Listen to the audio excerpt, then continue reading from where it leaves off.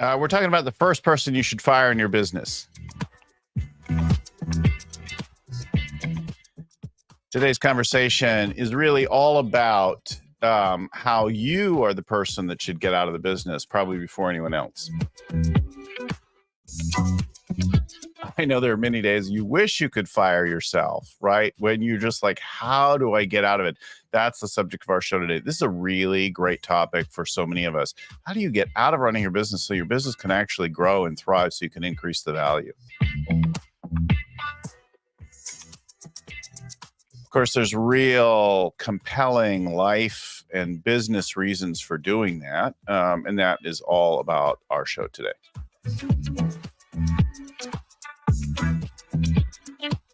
Everybody, my name is Bill Gallagher. I'm the scaling coach and host of this Scaling Up Business podcast. Our show comes to you every week with something to do to help you grow your business, get your people right, dial in the strategy, execute better, optimize the cash, and survive the process, maybe even enjoy the journey of scaling up.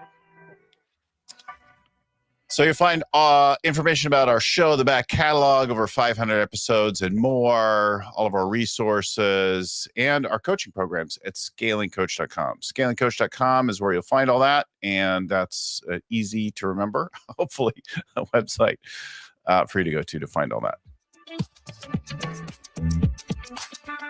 All right, so if you're watching on screen, you can see he's already here. I want to welcome to the show Jeff Russell.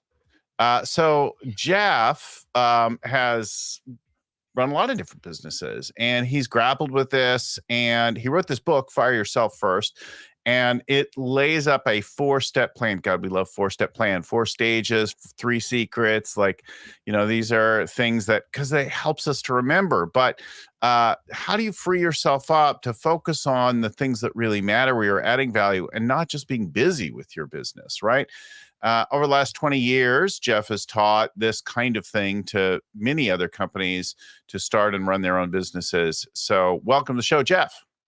Thank you very much. It's an honor to be here, Bill. Yeah, it's really great. Where do you join us from today? Scottsdale, Arizona.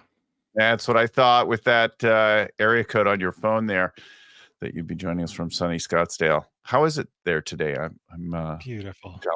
Yeah, yeah, rainy. Nice 70 degrees and sunny. Oh, that's awesome. Well, I just got booked to do a bunch of accelerator training days for our earliest stage companies. I'm going to be doing those for the next year or two back in Arizona. I've done that in the past there, and I'm excited to get back there and do those again. Yeah, so fun place, growing. Yeah. So talk to us about your background and what led to writing this book. Like, you know, it takes something. There's a life journey. Probably started with selling something as a kid, and give us a little the story of your life that led to this kind of a book. Well, you know, I was not born into the Rockefeller family. So my dad was in the Army. So I was an Army brat, and we moved around from base to base every 3 years. So entrepreneurship was not anything I was taught from my parents. But it's something I did pick up, right? So I'm like, yeah, I was mowing lawns, painting, whitewashing fences, delivering newspapers back when that was a thing. So always started small like that. When I got into high school, though, I started. We used to live in a small town, and we would go to the big city every month, and I would go to the swap meets and auctions, and I would buy car stereos brand new, and Pioneer and all that, and I would pay like $20-$40 for these new ones. But what I discovered was if I sold the new ones at my high school, like I put them in the back of my car, open up the trunk, and, you know, you could pick your stereo right there, and I would double my money. But the funny thing was they were like, oh, okay, this is just a stereo. They wanted more of a story behind it. So what I would do is open up the package, and I would scratch them up with like a screwdriver to make them look like they were stolen. And then if it was a stolen radio, then that was way more exciting, and people would pay more for that. And I'm like, really? And so I was always very keen to see or be observant of what people wanted. And a lot of times it was the story, right? Like, what's the story behind things? So Hmm. from there, I did what I was the first in my family to go to college. And That's so funny. You're inventing stories to get around that. Of course, we saw that with marketing and things in the 80s with things like the Sharper Image catalog, and Tal Imer would write these whole long narrative about products. And we saw that with other catalogs as well in that time, that you had to get that whole long story that to get yourself immersed in it. I love though that you're inventing. I think most people selling a stolen car stereo would want to invent a story about how they got it legitimately, and until you're inventing a story about how it's stolen to add a little something like that. That is hilarious and very unexpected. yeah, it's kind of, well, a lot of unexpected things happen, right? We had no money, so I got scholarships, got accepted into law school. After the first year, I'm like, yeah, I cannot sit in a library and like do Yeah, case law. So yeah. I quickly quit. And back then they had travel agents, right? Like that's how you would book your vacations. And there was this one, I grew up in Southern Florida, where they had Club Med brochure. I'm like, that looks amazing. That's where I would like to go. So putting myself through school, I was a DJ at night because I could do that at night. And so I Mm. sent my mixtape to Club Med in New York. They hired me, and I dropped out of law school, became a DJ for Club Med in the Bahamas. And there, you really make your parents proud when you do that, right? So there again, there's the story continues. This is in the 80s, right? So the whole Club Med story and the exoticness, and so that was where I really learned to create experiences for people, because they were very much choreographed the entire day, even into the evening, 2, 3, 4, 5 in the morning. And so the experience was very. And one of the interesting things was we all ate with the guests. So it isn't like you go to the Hilton or the Ritz Carlton. You don't go to the dining room and eat with the bellman, right? But here we were all told you have to be with the guests, and that builds the connection. And I do that when I do my live events, even today. I always have tables of 8 where people can interact and communicate with each other. And I learned that in the 80s from Club Med.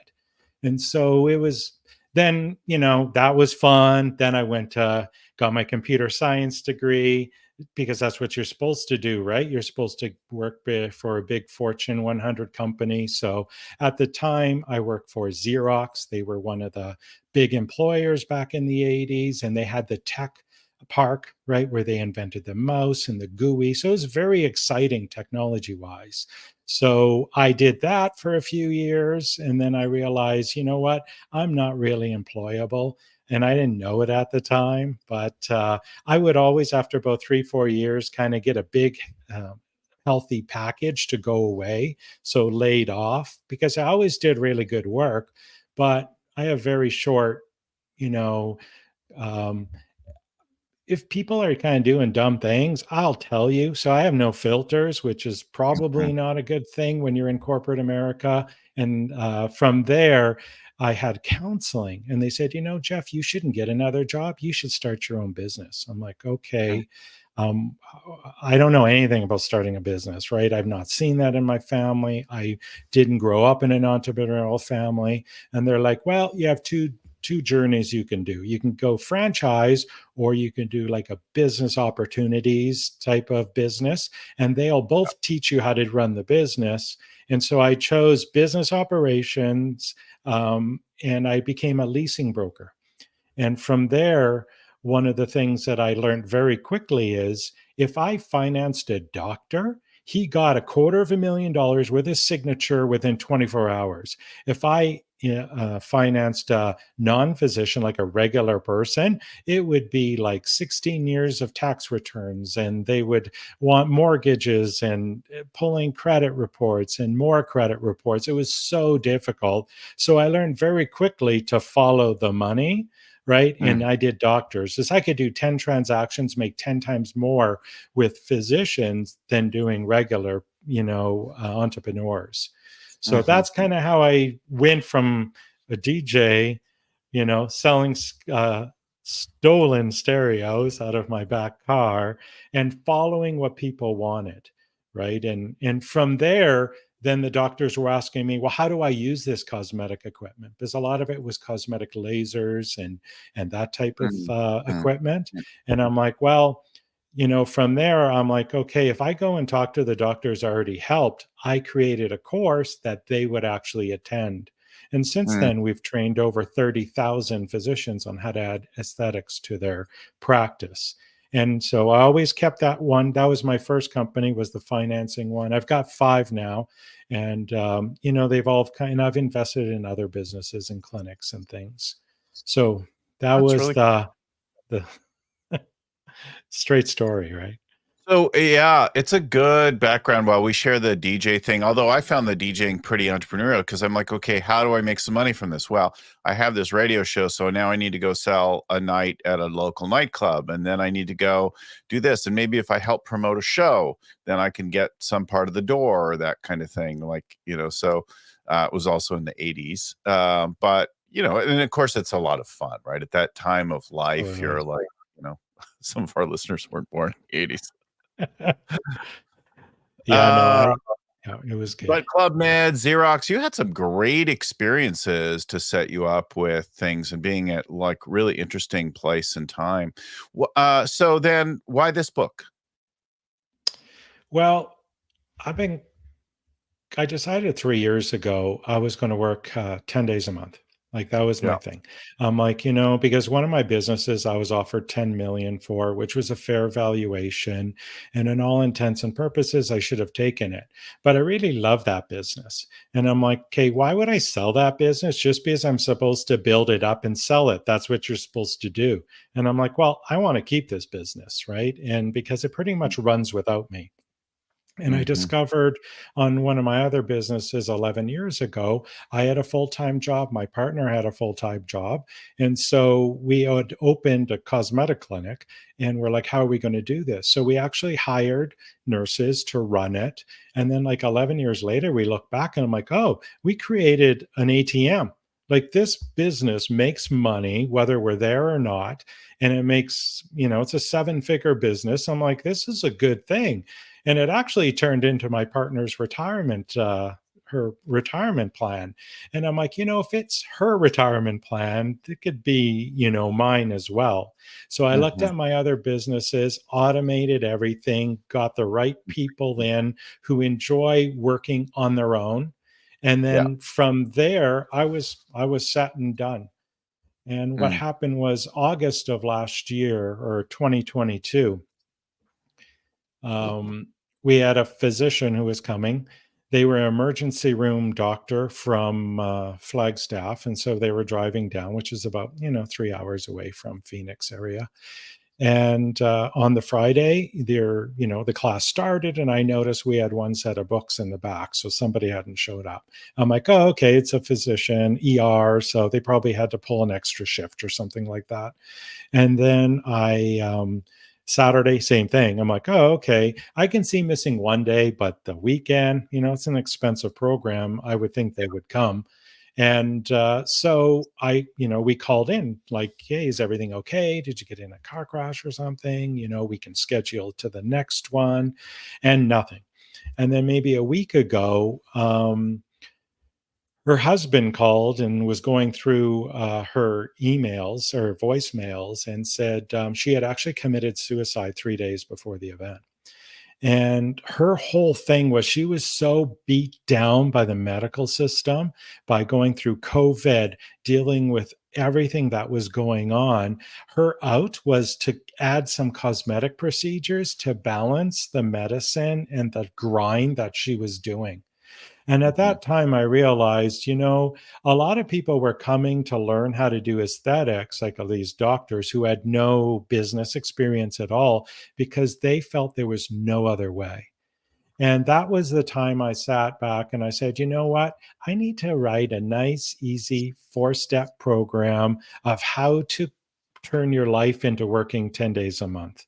And so I did it. It wasn't difficult. And it didn't start off 10 days, right? It started off with 25 days, 20 Just pause days. there. Let's underscore that for a minute, because I think a huge amount of our listeners and viewers got into their business, whether they bought it, joined it, started it, whatever, because they had some domain expertise. They knew something about something. They knew something about medicine. They knew something about construction. They knew something about running a restaurant. They knew something about something, some industry, some segment. And so they're like, this is needs doing, and this is value, and I could do this, and I could build a business around it, and I could hire some people to help me. And um, but they lack the basics of business. They've been in one industry or maybe two, but not that many, and they never learned business. And even if they went to business school, like if you get an MBA, it doesn't actually tell you how to run a business. It's all about the numbers and finance and markets and economics and a lot of other stuff. I mean, there's things in there about leadership, but for the most part, not the practical, just operations kinds of things. And you've got to go kind of learn that on the job. And if you run one, but and then you don't know that much about that, so you try and invent things, and you come up with all these cockamamie ways of doing things, and you miss all kinds of things that other people before you have learned, right? Like, so useful to stop and go, okay, how do I start a business that I actually care about, that I know something about, but not enslave myself for the rest of my life to running that business? This is the biggest And problem in North America, right? Like, if you're, I don't know, a French entrepreneur, that those two words, although it's a French word, they don't often go together, but an Italian business, like taking time off. Even the Germans, who are known for business, take loads of time off. But in our country, in our culture, it's very hard to do that. And a little bit in, maybe a little bit less so in Canada, but good grief, the United States is just struggles with yeah, that. and that was, I guess when I had my two issues, like first I was making a difference in people's lives, and Yeah, I didn't realize I was, because to me this is second nature. It's just like, yeah, yeah, I know exactly how to create a business, I know how to hire people, I know how to read financial statements, I all been doing it for 20 right. years. But for them, it's all new and it's Mm, overwhelming. So mhm. even if you kind of do that, you still have to have a bigger picture of where you want to go than where you're at today. And that was where, when I was offered the 10 million, what would I do? So, as a business owner, all of your listeners, if you were offered that check that you didn't have to be in your business, you were exited, then what would you do? So, Right. fire yourself first is more of a frame of mind. Because Mm, I'll tell you, I have friends who've sold their companies for 40, $60 million dollars, and 6 months later, I'm talking them off a ledge because they have got nothing. They what do did I do? not have a plan when the baby was gone that you Yeah. created. And so you owe it to yourself to actually create a plan where you're now only the strategist, right? Or Mhm, you have a mhm, very limited role. And I think mhm. when we put something like you can only work 10 days a month in your business, that forces you to make sure you have the right people in place so that that Mhm, business can run without you. Then you mhm. can decide, oh, I want to buy another business, or I want to take time with my family, or do whatever you want. You have that option. So you're right. You said earlier, people built it up and they feel that they have to be in it, grinding it. You can I grind it don't know. at the beginning, Yeah, but not yeah, later. yeah. Or when you do something new, you launch a new division, a new product or whatever, jump back in, work hard, but not with the regular day to day. The stress, like you talk about a fairly dramatic story, right? Sarah, who gets so stressed, she takes her own life. But But even if it's not that dramatic, and I've known some who've been very close or attempted it because they were so overwhelmed, but also because their identity was so tied to their work, right? And just like parents whose kids, go out in the world, you become an empty nester. You're like, who am I if I'm not a dad in that sense, right? A dad of I'm a grandpa now, but the first thing that happened when the kids moved out of the house and went out in the world on their own, where they went off to school or to work, or is like, oh, wait, what do I do with my time? And it's even more of that one's even more of a challenge for women. For men, it's maybe a little bit more tied to career, but it could be either way for you. You're like, who am I? What do I do? What's my role? Like if I'm not running and pushing and bossing everything, right? You start a company with your speaking, but then how do you pull back and let other voices and contributions rise up? That's a real, like a core challenge, I think. Yeah, and that was my biggest challenge too. And so when I turned 50, I discovered that lists of 10 are way too big. So I'm four things or less. I tried two, three, four things, I'm done. So that was a Yeah. few years ago. So my first one was you got to find your personal purpose bigger than your company.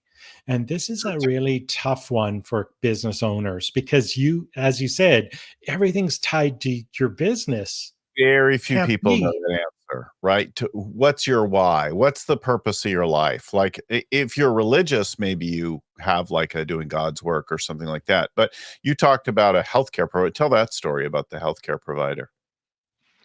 Well, for one of our providers, again, just grinding it. Here's a success story, right? Grinding it. And I'm like, okay, for going to school and taking $500,000 in debt, right? That's what you get to start with, right? And Right. then you're just, oh, yeah, you're grinding it. Oh, yeah, we need you to do a double shift. We need you to do this, right? Oh, and Right. then you've got the patient who's jumping over a gurney trying to bite you because you're trying to help them, right? This is not a, Yeah. like, you know, Sure. you have to really kind of Yeah. it's Yeah. sad, right? And they're like, you know what, I divorce done. Okay, now I'm remarrying, and so your family's a mess, everything's a mess, and then what was it for, right? So it Mhm. has to be bigger. And why do most physicians go into medicine is to help people, right? They want to help people, but what they Mhm. really realize is they weren't getting any help themselves, right? The system does not help the doctor treat in this crazy environment. And so the big thing is they actually had to look beyond them. How can I help people, but not how I'm doing it right now? And so they came to one of our trainings, did the course, learned, and just step by step. I'm always don't quit your day job, start with one thing, friends and family, and then grow it from there. And then Mhm. this person now has a huge multi-million-dollar clinic with lots of people in there working it, and has been in business for over 10 years, and now is doing what they want to do, right? Charity work. They like to give back to the community, and they can do that. They do medical missions to Africa. They are able to do the things and help the people who really want to be helped and who need to be helped as well. So just thinking outside the box. But the key was you've got to utilize and leverage your business to act. I think this is a crude but effective metaphor, like an ATM. There has to be money in there, whether you're in there or not. So what are you Mhm. going to do that? Mhm. And like I came up with my own personal purpose statement was to make a positive difference in people's lives by encouraging them to see what they cannot see by serving as their guide. And so that's what I try and do. Doesn't have to be in finance, it doesn't have to be in medicine, it doesn't have to be in any specific industry, but if I can enlighten and show someone a better way and the light bulb goes out, love it. That's kind of what I'm put on this earth to do, because the grinding is done. I think that's a really useful thing to do to figure out and then create a simple statement around. Like, what is it that you're really proud of that you really find deeply satisfying to do? And it's generally about contribution for most of us, but it could be Mhm. about creating beauty, or it could be about play, or it could be about knowledge, or, but there's a lot of helping.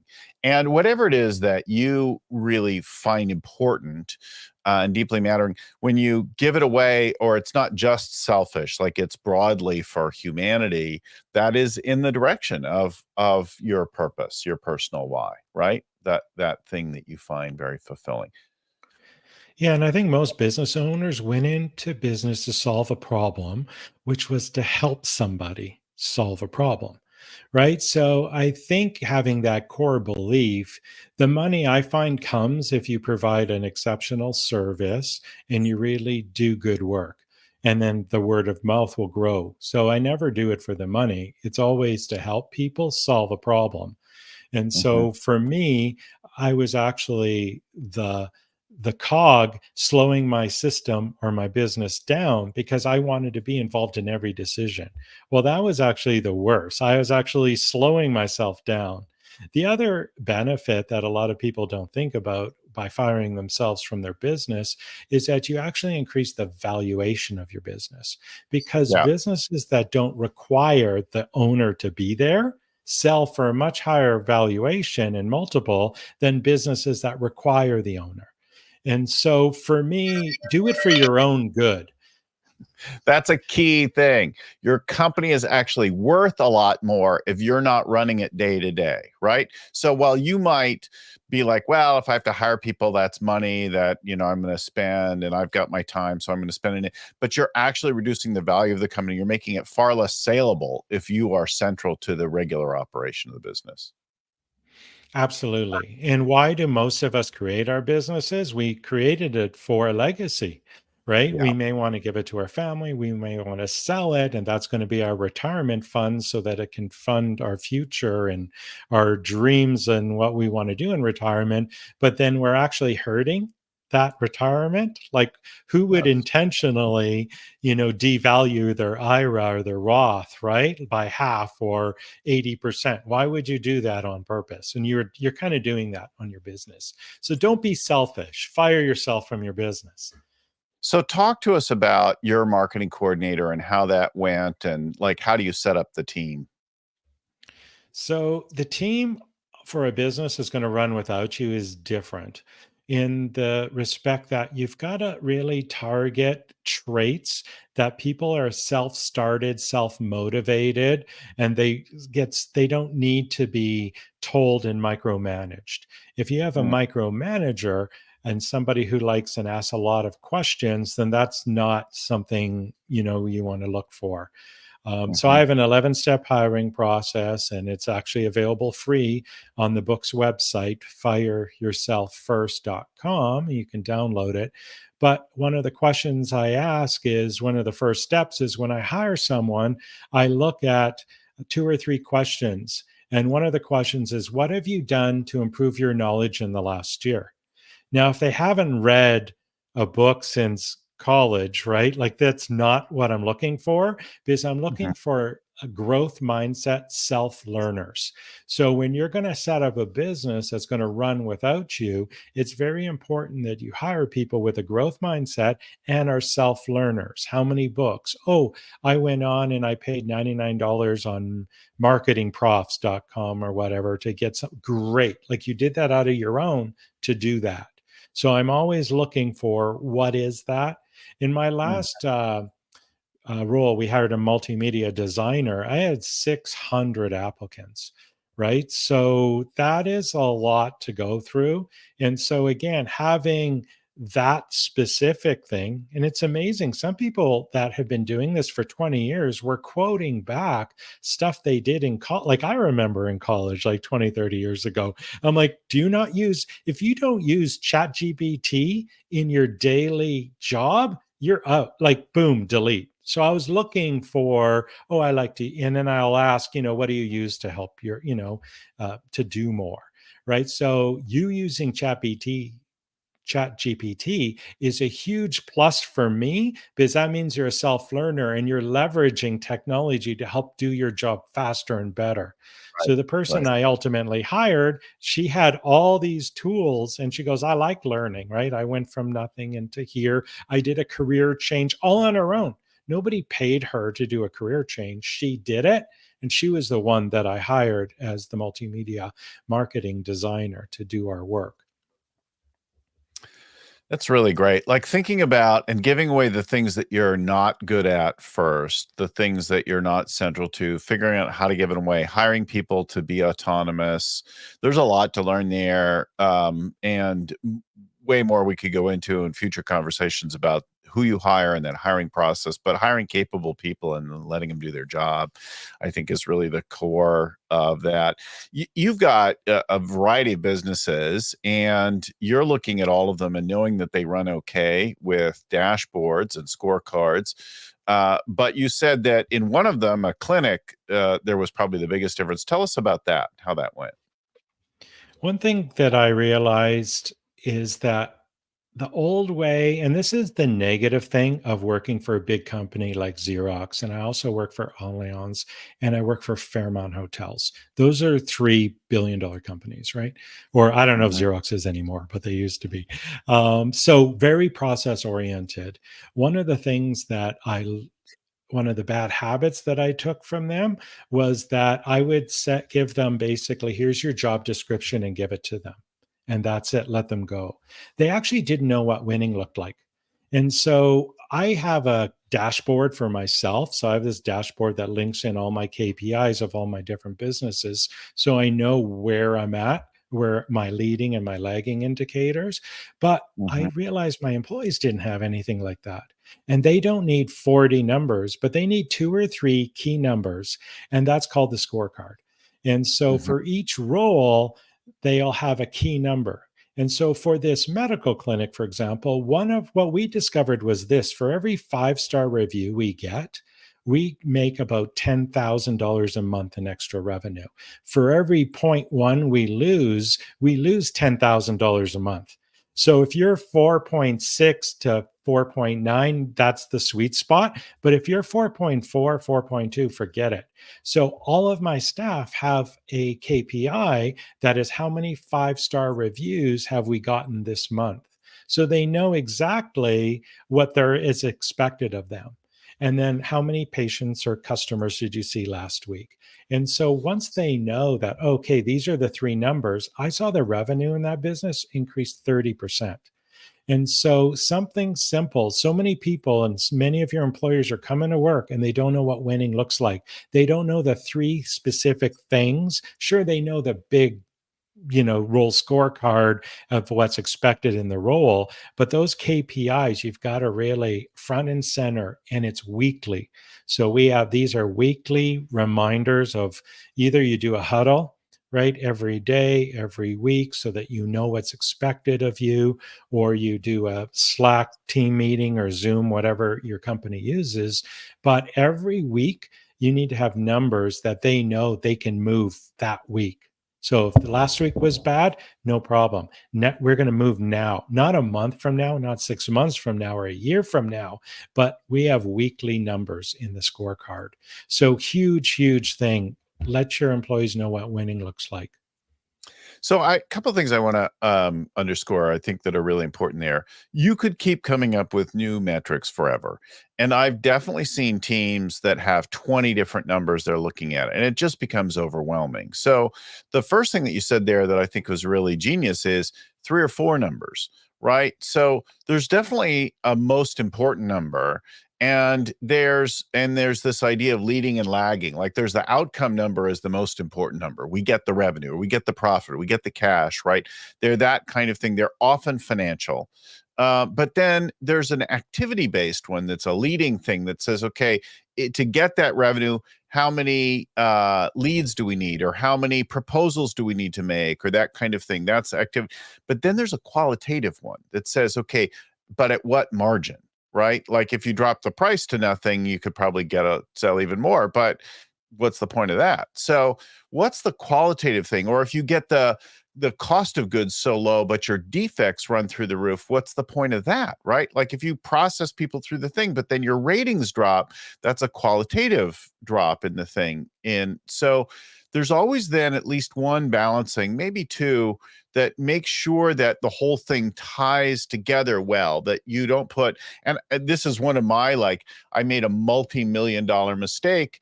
Somebody on my team did it, but I really let it happen by putting all my attention on sales and winning items and things like that, and then taking for granted my production and purchasing. And I bought stuff I wouldn't need for like 10 years through a whole mix and backstory and that kind of thing. But it was failing to consider what's most likely to go wrong, right? Like what's going to balance this out? What if I'm focused on the sales? How much am I producing? Do I have enough production? Is it too much of that, not enough of the other? Like, right?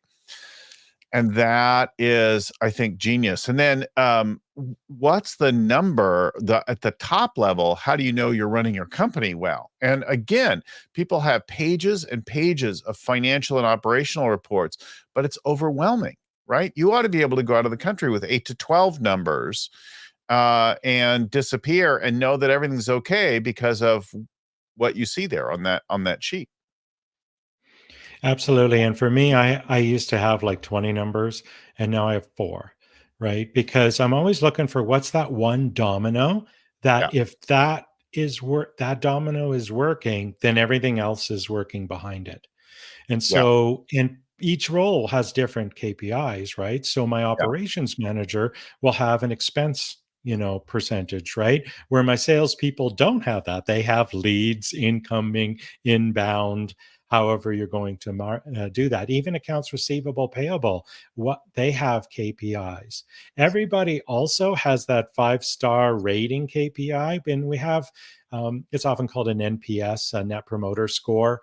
Right. We ask every single person we do business with us, would you recommend our service or product to someone? Yes or no? And it's that simple, yes or no. And that's what we want to know. So that has to be 95%. It has to be yes. If it's not, we go right to that person. We find out why, and often that's where our mess up is. So instead of wasting all this time and getting boards and getting a little, let's get this little committee going. Forget that. Call the customer up, find out why he said he wouldn't.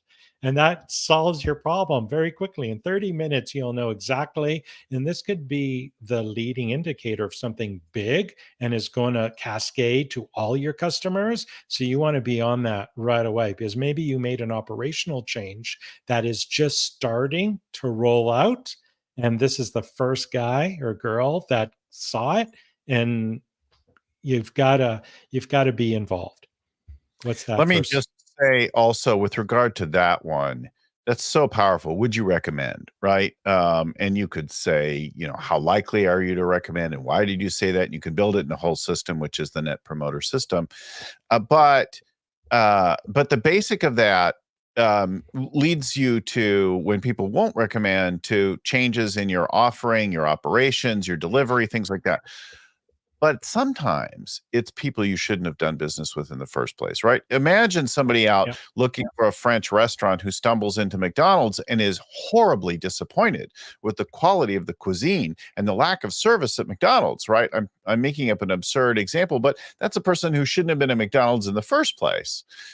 So every business has a right kind of customer. There's a famous story about somebody complaining about the way the flight attendants express some personality on Southwest, and the founder writes back to them and says, we will miss you, because he knows they don't belong on Southwest. That's totally contrary to the way they operate, right? Like, so knowing one of the possible answers is you shouldn't be doing business with that kind of a person.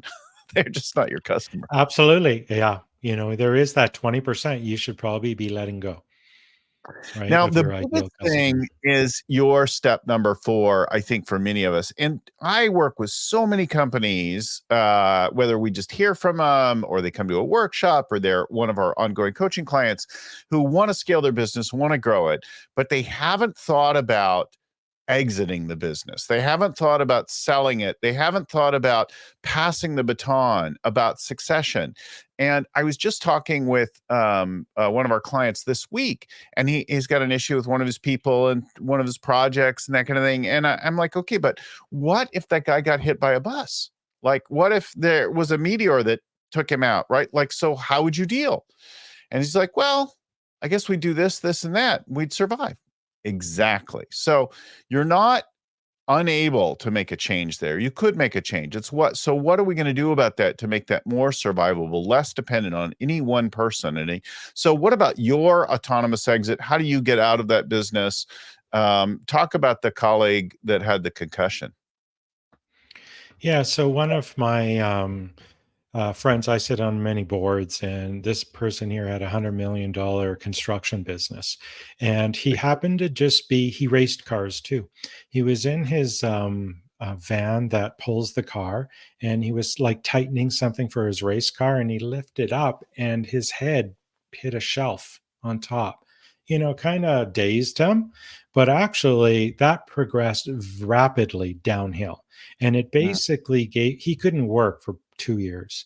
Now, luckily, mm, he had a great team in place, so he was able to survive.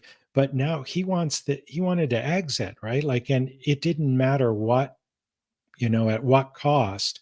And so he basically is selling at the value of fire sale, the value of the asset. This is an asset sale. So here's $100 million company that his father created, has been in business for 40, 50 years, and now it's going for a fire sale, just equipment value, because he didn't have, and he's like, you know what? I don't want to sell to, I found a broker. Oh my goodness. One of the worst things you could do is, right. before you sell your business, you do your own research on how to find a strategic buyer and all that. Because remember, these business brokers, they just want to make commission. They do not care whether your business sells at 140 million or 80 million. They get a check. So often, oh, the business broker, he'll take care of everything. No, the business broker wants the fastest, easiest check, the deal that's going to close the quickest, and that's usually the lowest priced one. And that's the route he went. And I'm like, wow, it's just like you never know when something as benign as a bonk on the head or a serious car crash or something can incapacitate you. But he didn't have a strong leader in place. He didn't have a president, right, to run that business. Then he could have built up the financials and prepared it. So always be ready to exit. And so when you are, you're good to go. He didn't fire himself first 3 years ago. Otherwise, he would have probably got double or triple the amount that he ended up with, just because the multiple went very, very low, 2 times where the industry should have been closer to 5 or 7 times. So always important. You never know when it's going to happen. So if your business is always set up that you have the option, and trust me, you're going to sleep better at night, because number one, you have a business that runs without you. It's creating cash. You got a team in place. Everything's good. So that's where I want to be for the next 5 to 10 years. And then mm, when I'm 70, then maybe I'll shift that. My businesses are ready to sell. And I already mm. know who my buyers are going to be. And that's the other side of it. If you did sell, who are those strategic buyers? Not the fire sale buyers who just want to buy you, but the Mm, people where if they buy you, 1+1 = 9, right? You don't mm. want 1+1 = 2 buyers, because they're not going to pay the multiple. But the 1+1 = 9, that's a huge one. There's one person I know, he had a yogurt. Um, so he had a whole yogurt chain in Southern California. His strategic buyer was actually a milk farm. So, Mhm. like, think of that, because they wanted a distribution. So he got like a Right. 14-time multiple versus 8, because a strategic buyer, you never know who they are, saw more value in that distribution channel. So getting yourself out of running the business is one of the things that fundamentally makes the business saleable. And then starting to think about who's going to buy it, how it's going to go, what part of your team remains on, and who also exits with you. But do that thinking now, not later. I worked with a company a few years ago. It didn't go very well. And the seller had been thinking for a few years about exiting the business as he got into his 60s. And then he talked to a buddy of mine who referred him to us. And most of our work comes from referrals. And they were like, okay, well, you should work with Bill, and you should put scaling up practices in and level up your leadership team and get a growth curve going. And you get a great retirement, and then you can go off and do whatever you want to do and travel more. And like, he was like, great. And so now he's approaching 70. And so we come in and we start to work with him for a little bit. And he had a team that liked working with him and around him. But now we want them to level up and be part of something that's going to bring in some others and take on some new practices that would essentially allow him and the business partner to start to step out of the business. And they kind of rejected it, right? now he's really kind of screwed. They're like rejecting the whole thing, and he's not in a position to say, no, I'm going to just fire you. He's 70 now. And so squeezed, right? And anyway, the whole thing got pushed back for years, and I don't actually know how it fully ended up, but the initial attempt, which would have been a very easy thing to do, this was a great evergreen profits cash spewing business, right? That should have been easy to extricate him from, and the team kind of, you got to think about that earlier, right? And when it's less urgent than after you have a concussion or whatever. And like in any moment, right? He's just doing his little hobby and then he gets a bonk on the head, but you could do that with a ladder in the backyard. I'm always involved in stupid, crazy sports, surfing and skiing and things like that. And I know that I am there's just one misstep away from something. And I'm almost 60 this year. So that's like, I'm thinking very carefully about make sure I wow how much all the time. Well, it's a really good conversation. There's a lot to think about. We're kind of at time here for the show. I want to let people know that if you want to know more, if you want to read the book and follow the process and start to figure out how to fire yourself, fireyourselffirst.com is the website. And read Jeff Russell's book, start to work through it. It's completely compatible. Jeff is a friend of Vern, and a follower of Rockefeller Habits and Scaling Up and that kind of thing. So everything in this is totally compatible with our world. Be great for our for anybody in our coaching programs, that kind of thing. So I highly recommend that. So, and while I mentioned it, big shout out to my friend and mentor Vern Harnish, who created the whole Scaling Up framework and the Rockefeller Habits that came before it, my friend and mentor, and to the folks who help us get our show ready and booked and prepared and promoted each week, Story On Productions, and the folks who edit our audio, Podfly, and post it up. So it takes a team to get these kinds of things right. I'm working on firing myself, except for this key part that I love doing. So all of that. Thanks again, everyone, for watching, for listening. If you want more information, drop us a note or whatever, it's info@scalingcoach.com. The website is scalingcoach.com. Thanks again for listening, for watching. Thanks, Jeff, for joining us today. We'll talk to you all again next time. Keep scaling. Bye.